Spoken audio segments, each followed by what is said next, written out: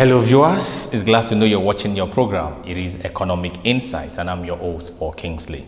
Now, in continuation with the ongoing reports we're doing on housing deficits in Nigeria, today we are taking a topical look at the various challenges affecting owning a home in Nigeria. With us on the program is a man who is contributing in no small way to the development of the housing sector and also the construction sector at large. I'm talking of the Managing Director, CEO of Offplan Investment Nigerian Limited. He is Mr. Tony Oguchi. He's just on the program to give us their own take, their contributions, what are they doing, what have they been doing in the industry. You know, it promised to be an interesting conversation. So much you're going to hear. Sit back, relax. I'll be back after this time out. Thank you.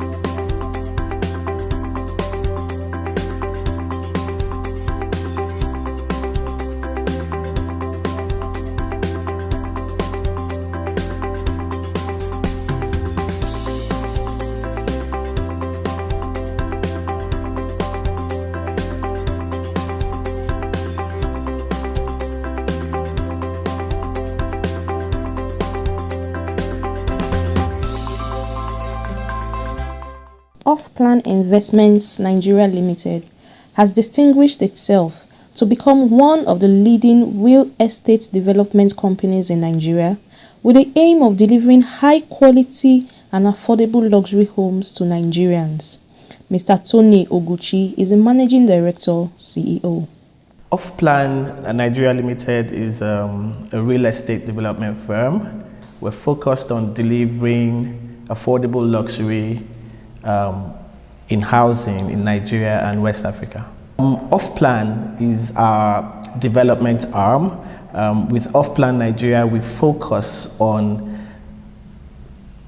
dealing with the financial institutions and the off-takers and the marketing side of things.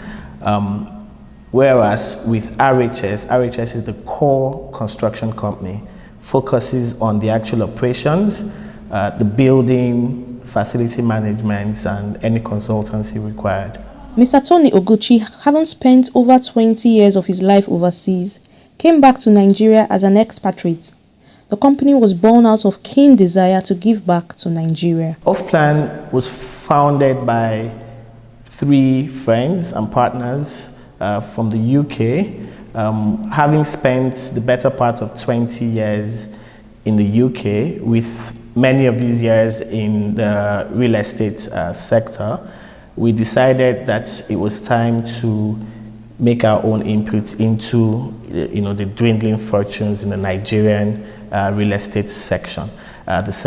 We thought with our experience overseas, we should be able to bring something to the table in the Nigerian sector. So we started the company in the UK, but we decided to expand into Nigeria. Offplan Investments Nigeria Limited is highly equipped with a young, dynamic management and technical team with years of corporate and international experience. Well, these premises here, which hopefully we can inspect later, is our flagship project. This is the Henley Heights. This is in Guzape, Asokoro Extension. This project is a 30-unit development. We're focused on delivering affordable luxury houses in a very good and secure location. We've also been involved in a number of commercial projects. We've delivered construction, renovation, turnaround, turnkey projects for a few hospitality organizations such as Mama Cass cafeterias, Lagos, Abuja, Abeokuta. I would say it's been very interesting, highly challenging, I must say. I've been back for about 7 years now. I moved back to Nigeria as an expatriate, working as a consultant for the Nigeria Infrastructure Advisory Facility. We provided advisory services for the government, for the presidency on infrastructure projects across the length and breadth of the country. That was my intro into Nigeria. But my passion has been core construction, interior architecture, exterior architecture. So I wanted to really move away from the consulting, the advisory part to the actual construction, which you can see that we're doing now. I would say that Nigeria obviously comes with a lot of challenges, but I dare say a lot of rewards if you stick with it. Yeah. What we've done, like I said, we have focused on affordable luxury. As the name of the organization says, Offplan, what we do is we provide the property ownership of the construction plan. So we start to market even before we start building. So with good marketing strategies, we have buyers who start paying from an early stage. So we have an installment plan. Our buyers pay from the foundation stage, and then they make another payment when we do our first floor, second floor decking. Then when we do our roofing stage, they make further payments. And then when we hand them the keys, they make a final payment. What we've tried to do is be as flexible as possible. A lot of our buyers are actually from diaspora. They earn their money from their monthly salaries. So some of them pay us monthly. Whereas in Nigeria, a lot of our buyers are businessmen who make a lump sum payment because they've done one transaction. So we try to be flexible when we look at each person's needs or situations. We adapt, a payment scheme that would suit each person. The other thing about our affordable luxury is that we look for good locations, but instead of building mansions for one person, we try to build multiple occupancy units with shared facilities. So what we have here, for example, there's a shared clubhouse, a shared swimming pool, and other, lighting and solar panels and things like that. Those things are shared, and therefore the costs are reduced. So these are ways which we use to try and bring down the cost, but still provide luxury to our buyers. Whilst we have a sales agreement with our buyers and we have contracts, we also treat each case on a case-by-case basis. So yes, indeed, sometimes you have buyers who come in and they pick up 2 or 3 units, or they may even pick up 1, and after some time they're unable to meet their further payments. Now, a typical contract would state that if you're not able to continue your payment, we would have to take possession of the property, put it back on the market, and following a repurchase by somebody else, we provide you a refund. But before we do that, we try to work with you to ensure, to find ways of still meeting your requirements rather than just pulling the property, pulling the carpet off your feet. It is a challenge in Nigeria, but it's one that we've survived so far. I think the core or the primary challenge each developer would face in Nigeria would be access to low-cost funding. That would be the primary challenge faced in this sector. If I was to expand on that, you'd have countries, in the West charging 2 to 3% interest on loans. And when it comes to construction-related loans, you'd be getting 1% charges. In Nigeria, even if you were to access a loan, if at all, with the other charges attached to it, you'd be lucky if you got one for 25%. The loans abroad could span 10, 15 years, 20 years sometimes, but in Nigeria, they're usually short-term loans. So it puts a lot of pressure on your cost of funds which obviously invariably translates to your customers, because somehow or the other business has to continue. Well, the truth is this. In Nigeria, there's a wide gap between the very rich and the very poor. What we call low-cost housing or mass housing, the truth is it is still and it remains unaffordable for the low-income earners. That's one. Secondly, if you're a company who's very particular about your reputation, then you want to stay away from projects that pressure you as a firm into using low cost or cheap materials. Because obviously, if you're building a low cost housing, the tendency to keep the cost low would mean use cheap reinforcement, use cheap materials, and obviously the risk attached to that are things like building collapse or infrastructure collapse. So until materials are made affordable, developers would always have that issue with getting involved. And then secondly, the buyers still cannot afford the properties, even when they're referred to as low cost or mass housing.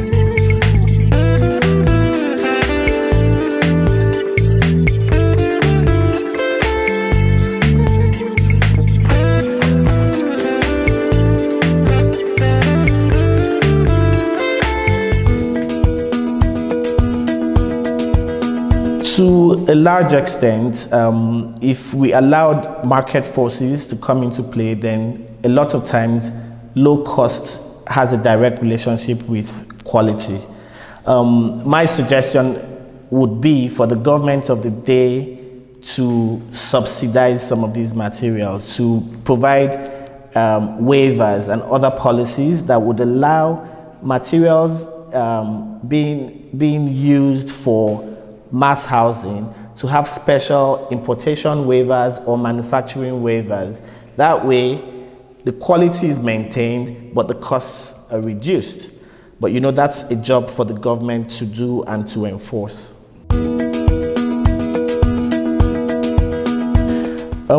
I believe that government is made up of people. I believe that the government has not shown the capacity to deliver mass housing or any form of housing or even any form of infrastructure.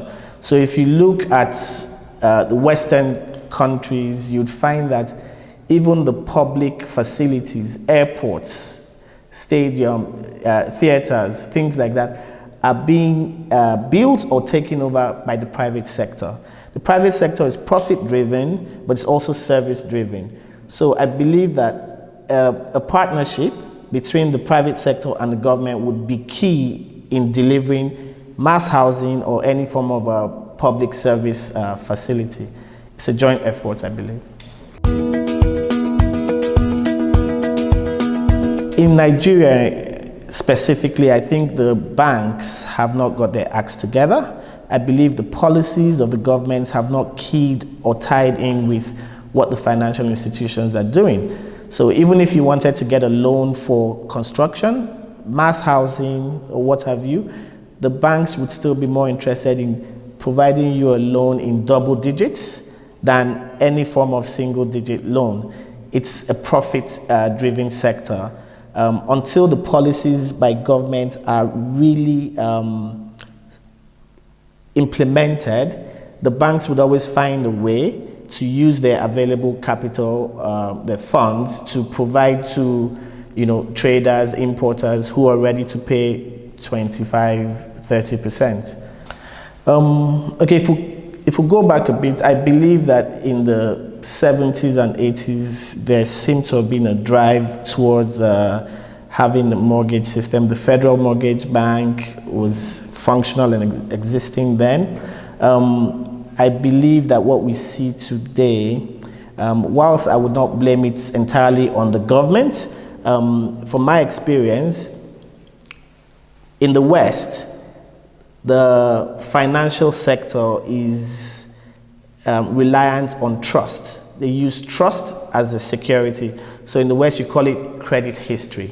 If someone is known to borrow and pay back, then he has a good credit record or a good credit history. And therefore, the banks would lend you money for a mortgage based on the fact that you pay your credit cards on time and you pay back your loans on time. In Nigeria, the banks have been known to rely more on security, like collaterals. Our system here is asset-backed.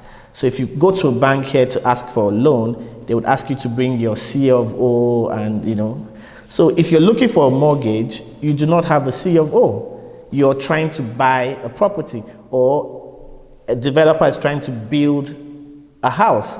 So if you're trying to build a house, it means you do not have a house to provide as security. So it's a catch-22. It's like a conundrum. So we do not have a working or workable system in Nigeria because everybody is required to provide some form of collateral.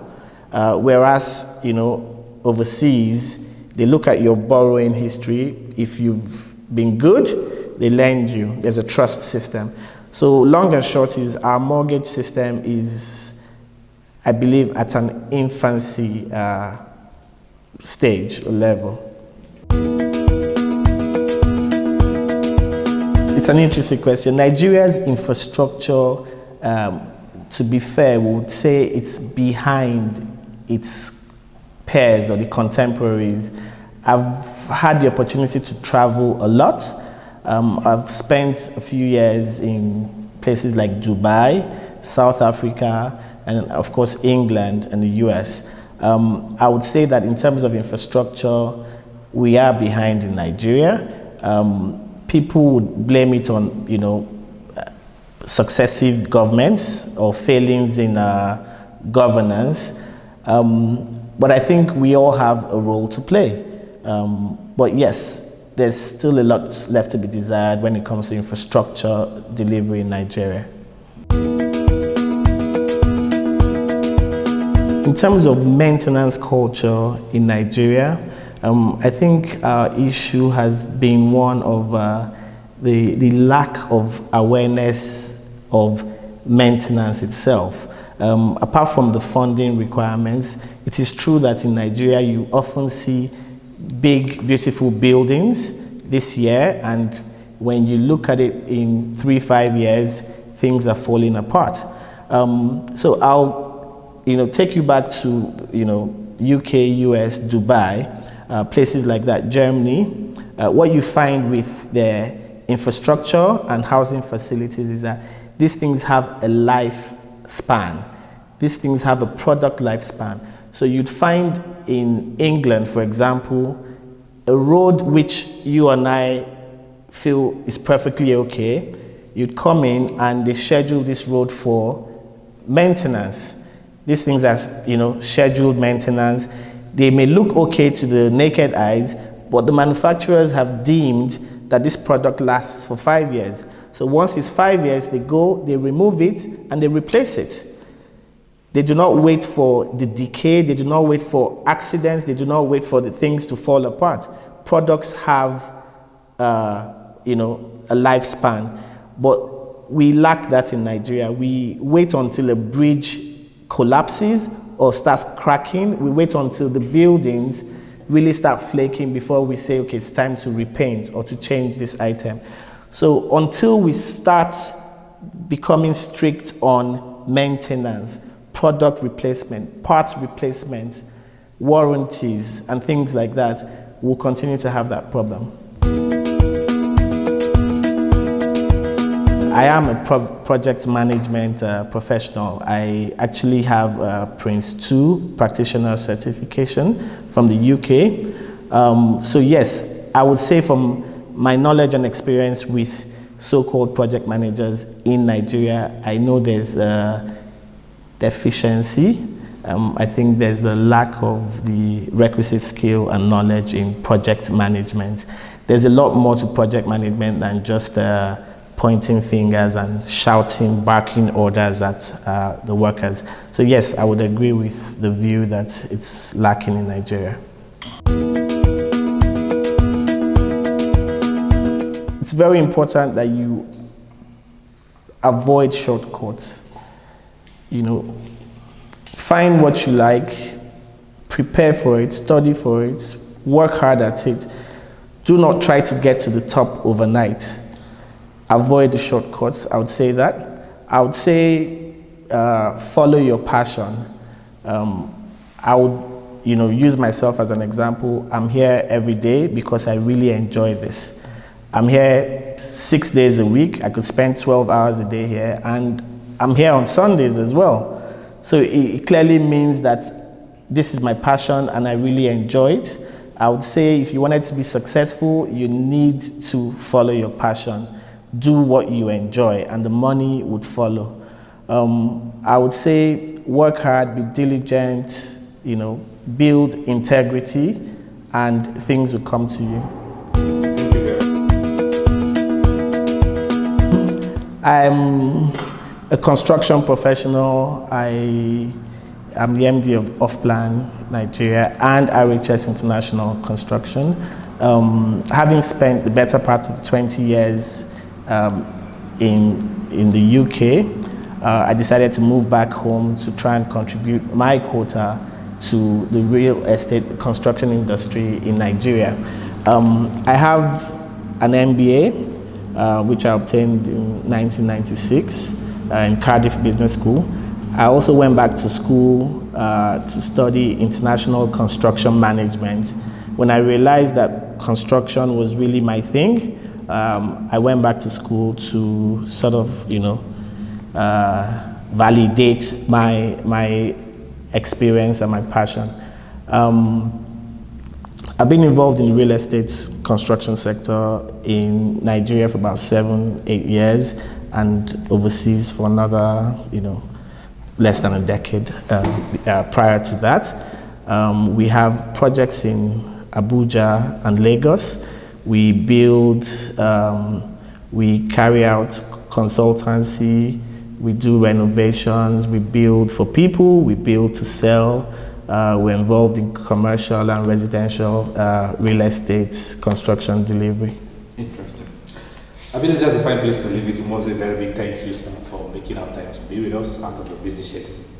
Really appreciate your contribution to the program. Thank you so very much. Okay. Thank you.